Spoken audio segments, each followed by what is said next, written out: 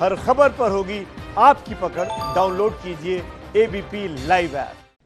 नमस्कार, ABP news पर हाजिर हूं मैं रोमाना इसार खान।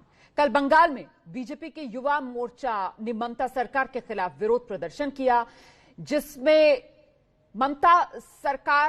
ममता पुलिस उसने कार्रवाई की और कार्रवाई ऐसी हुई कि एक बीजेपी कार्यकर्ता की मौत हो गई। बीजेपी आरोप लगा रही है कि पुलिस ने पथराव किया, मारपीट की, जिससे कार्यकर्ता की मौत हुई। इसी के विरोध में आज बीजेपी ने ममता सरकार के खिलाफ 12 घंटे का बंद बुलाया है।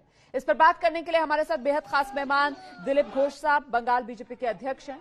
आप देख सकते हैं इस वक्त हमारे साथ दिलीप घोष जी मौजूद है। सर, बहुत बहुत स्वागत आपका एबीपी न्यूज में। ये क्या हो रहा है सर बंगाल में?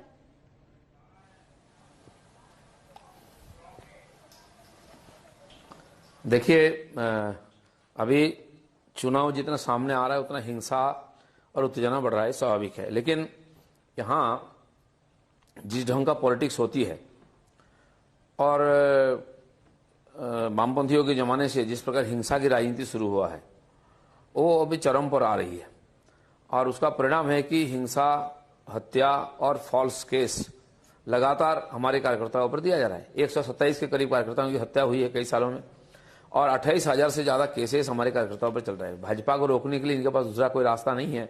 इसलिए ये जो एक लोकतांत्रिक शांतिपूर्वक आंदोलन था कल, उसका ऊपर जिस प्रकार लाठी चार्ज, वाटर कैनन चलाया गया और आंसू गैस, ईंटा पत्थर भी चलाया पुलिस ने, उसका परिणाम हुआ कि 100 के करीब कार्यकर्ता घायल है, एक कार्यकर्ता की मौत हुई है कल। पर सर, ममता सरकार तो कहती है कि देखिए राज्य सरकार की जिम्मेदारी है कानून व्यवस्था बनाए रखने की, और ऐसे में बीजेपी के कार्यकर्ता सड़क पर उतरकर जब हुड़दंग मचाएंगे तो फिर कार्यकर्ताओं को कंट्रोल तो किया जाएगा। नहीं, देखिए, एक तो इस प्रकार आंदोलन करने की जरूरत क्या पड़ी है? सरकार है, जो सरकार सत्ता में यहाँ भरपूर उसके पास बहुमत है, फिर भी उस सरकार के एमपी एमएलए पार्टी छोड़कर भाग रहे हैं। इसका मतलब कुछ तो गड़बड़ है। और हर रोज स्टेटमेंट आ रहे पार्टी के अंदर से। हम विपक्ष में हैं, जनता के ऊपर जो ज्यादती हो रही है, जो यहाँ इतना भ्रष्टाचार, इतना अत्याचार और इतना राजनीतिक हिंसा चरम पर हो रही है, तो उसके खिलाफ तो आवाज तो उठाना ही पड़ेगा किसी को। हम विपक्ष में है, लोगों ने हमको 2 करोड़ 30 लाख वोट दिया है लोकसभा चुनाव में, तो हमारी जिम्मेदारी है लोगों का कष्ट को सामने उठाए, लोकतांत्रिक पद्धति से आंदोलन करें। हम वही कर रहे हैं। लेकिन सरकार जिस प्रकार हिंसक रूप से इसको रोकने का प्रयास कर रही है, अत्याचार करे कार्यकर्ताओं पर। कल 39 महिलाओं को रात तक एक मैदान में घेर के रखा है, ना अरेस्ट कर रहे ना छोड़ रहे हैं। हम फिर जाके 6 बजे उनको छुड़ाया वहां से।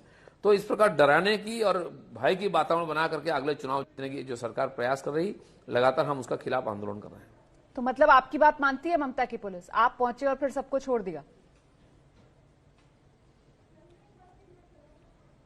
नहीं, एक प्रकार पुलिस के पास कोई जवाब नहीं था। क्यों भैया, दोपहर से महिलाओं को एक जगह मैदान में घेर के रखा है तुम लोगों ने, उनको पानी पीने के लिए नहीं दिया, शौचालय की व्यवस्था नहीं है, तो 4 घंटा से 3 घंटा से आप घेर के रखे हैं। शाम हो गया, शाम के बाद किसी महिला को अरेस्ट नहीं कर सकते हैं, फिर भी छोड़ते नहीं है।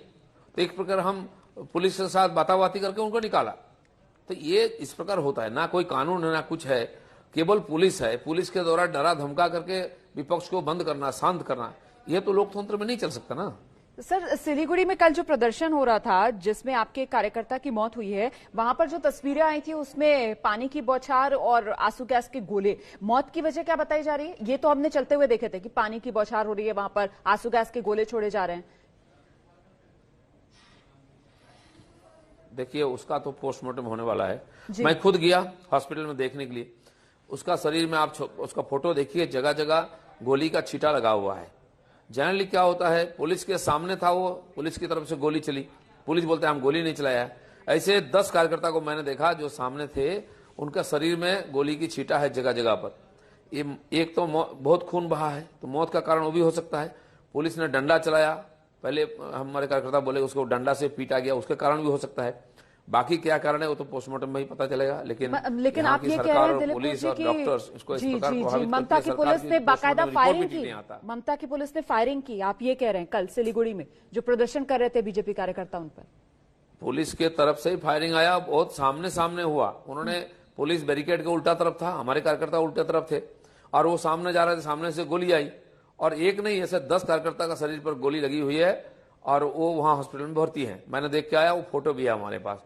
तो गोली पुलिस नहीं चलाया तो किसने चलाया पुलिस की तरफ से, ये भी देखना चाहिए। और मौत का कारण वो भी एक हो सकता है। तो सर फिर अब आगे क्या होगा? नहीं, हम तो देखिए उसका विरोध में आज हमने बंद बुलाया, नॉर्थ बंगाल पूरा बंद है। यहाँ की लोग अब इस सरकार से मुक्ति चाहते हैं, कानून व्यवस्था प्रतिष्ठित हो ये चाहते हैं, लोकतंत्र स्थापित हो ये चाहते हैं। हमारी लड़ाई का मुद्दा भी वही है। यहाँ लोकतंत्र नहीं है। मालूम होगा आपको कि 2018 में जो यहाँ पंचायत चुनाव हुआ था, लगभग 80,000 सीट में यहाँ चुनाव हुआ त्रिस्तरीय, उसमें 34% सीट्स में किसी को नॉमिनेशन करने नहीं दिया गया। जो भी हम लोगों ने किया था, 7,000 सीट जीता था, उसमें हाथ पांव तोड़ा गया, सर फोड़ा गया। पुलिस और गुंडा मिल करके जो बीडीओ ऑफिस एसडीओ ऑफिस में नॉमिनेशन डाला जाता है उसको घेर करके रखा 7 दिन तक, एक दिन नहीं है। तो फिर चुनाव में प्रचार करने नहीं देंगे, वोट डालने नहीं देंगे। और वोट की गिनती हो रही थी बैलेट में, उस दिन भी छप्पा मार रहे थे, वो टीवी में लाइव देखा हम लोगों ने। तो यहाँ किसी प्रकार लोकतांत्रिक व्यवस्था नहीं है। देश दुनिया में सबसे बड़ा लोकतांत्रिक देश हमारा, उसका एक बड़ा प्रदेश में लोकतंत्र नहीं रहेगा। यहाँ मीडिया वालों को पूछिए, हिम्मत नहीं उनको सच्चाई दिखाएं, बोले। मीडिया वालों को उठा के ले जाया जाता है, रात भर बैठा के रखा जाता है, उसको धमकाया जाता है कि क्यों ऐसे न्यूज बनाता है। अम्फान में ये जो भ्रष्टाचार हुई है 1,000 करोड़ का, उसका न्यूज बनाया तो उनके ऊपर केस डाला गया है। इतना डर का, भय का वातावरण बना करके सबको चुप रखने की प्रयास हो रही है। ठीक है सर, लेकिन ये जो बंद का आप लोगों ने आह्वान किया है, अब देश भर में आज किसान आंदोलन की वजह से भारत बंद है, आप जानते ही हैं।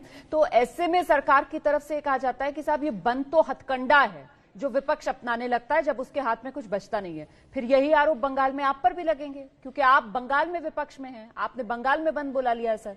नहीं, जो सरकार अभी सत्ता में है वो लगभग 76 बार बंद बुलाई है 25 साल में ममता बनर्जी ने। जी, वामपंथी लोग थे, उनका तो हथियार ही था। हम बंद का विरोध करते हैं, देश भर में कहीं बीजेपी बंद नहीं बुलाता है। लेकिन जब हमारी जान पर आफत आ जाती है, जहां लोकतंत्र तो नहीं है, बात करने का मौका नहीं है, आपको जगह नहीं दी जाएगा आंदोलन करने के लिए, एक हमको हॉल नहीं मिलता, एक मैदान नहीं मिलता। आप जानते हैं हमारे जो राष्ट्रीय नेता आते हैं उनका हेलीकॉप्टर उतरने के लिए सरकार परमिशन नहीं देती है। माननीय अमित शाह के लिए मैदान नहीं दिया जाता है। हमको लोगों का जमीन लेके किराए में वहां सभा करना पड़ता है। माननीय हमारे योगी जी आए थे सभा करने के लिए पुरलिया में, तो उनको झारखंड में उतरना पड़ा और 40-45 किलोमीटर, और उनको गाड़ी में आना पड़ा। तो ये क्यों होता है? ये बंगाल देश के अंदर नहीं है क्या? हमारे संविधान और कानून व्यवस्था और सुप्रीम कोर्ट के जो कानून है उसके अंदर नहीं आता है क्या? और मुख्यमंत्री बार बार ये बोलते हैं। आज प्राइम मिनिस्टर और हमारा होम मिनिस्टर यहाँ बाहर के लोग हो गए हैं, और रोहिंग्या और घुसपैठिया यहाँ अपने लोग हो गए हैं। इस प्रकार यहाँ की लॉजिक खड़ा किया जाता है। राजनीति एक प्रकार देश विरोधी राजनीति होती है। देश का खिलाफ, देश का एकता के खिलाफ बोलने वाले ममता बनर्जी हैं, और हम इसीलिए मजबूरी में ये रास्ता अपनाए हैं। आज तक तो हम लोकतांत्रिक आंदोलन कर ही रहे थे, बंद नहीं बुलाते थे। लेकिन जब हत्याएं होगी, पुलिस हमारे कार्यकर्ता को हत्या कर देगी और गुंडा मार देंगे, तो हमको तो कोई ना कोई रास्ता अपनाना पड़ेगा, और ये लोकतंत्र के अंदर ही है। ठीक है सर, आप बार बार कह रहे हैं कि लोकतंत्र के अंदर, लोकतांत्रिक पद्धति के तहत, लेकिन वो भाषा की सीमाएं भी जिस तरीके से तार-तार हो रही हैं पश्चिम बंगाल में, आपका वो बयान, मैं तो नहीं बोल पाऊंगी वो शब्द जो आपने बोला, उसे लेकर भी कई सवाल उठे हैं। उस पर आप कुछ कहना चाहेंगे? क्या सीमा लांघ गए थे जिस तरीके का शब्द का इस्तेमाल किया ममता बनर्जी के लिए? नहीं, देखिए, आप सारे आम एक एमपी पार्टी के नेता खड़ा होकर बोलेगा दिलीप घोष गुंडा है, माफिया है, ये क्या संसदीय पद्धति है? चीफ मिनिस्टर क्या भाषा प्रयोग करती हैं? पूछिए प्राइम मिनिस्टर के बारे में, होम मिनिस्टर के बारे में। अगर मेरी भाषा कभी संविधान के बाहर गया तो मैं उसके लिए दुख प्रकट करता हूं। ये हमारी कल्चर नहीं है। लेकिन जिन्होंने शुरू किया है, जिन्होंने जिस ढंग से हमारे वरिष्ठ नेताओं को आक्रमण करते हैं, अपमानित शब्द प्रयोग करते हैं, वो कहीं सभ्य जगत में नहीं चलता है। और ये जो चल रहा है इसका कारण भी वही है, उत्तेजना धीरे धीरे बढ़ रहा है। सरकार में जो है उनका जिम्मेदारी है यहाँ की प्रशमित करे उत्तेजना को, कानून व्यवस्था को और लोकतंत्र को प्रतिष्ठा करे, जिसके माध्यम से फैसला हो जाए। लोग जो चाहें वही होगा। हम इसको मानने के लिए तैयार है, और उसी आधार पर हमने 18 एमपी को जिता के यहाँ से दिल्ली भेजा है, और आगे भी बंगाल का परिवर्तन हम इसी ढंग से करेंगे। लेकिन जिस परिस्थिति को बनाया गया यहाँ हिंसा की, वो कतई बर्दाश्त नहीं होना चाहिए। बहुत बहुत धन्यवाद, बहुत बहुत धन्यवाद दिलीप घोष जी, एबीपी न्यूज पर हमारे साथ जुड़ने के लिए। दिलीप घोष को सुन रहे थे आप, बंगाल बीजेपी के अध्यक्ष, बता रहे थे किस तरीके के हालात उन्हें नजर आ रहे हैं पश्चिम बंगाल में, कैसे ममता सरकार जो है वो दमन करना चाहती है विपक्ष का, और उसी के खिलाफ बीजेपी ने आज उत्तर बंगाल में ये बंद बुलाया 12 घंटे।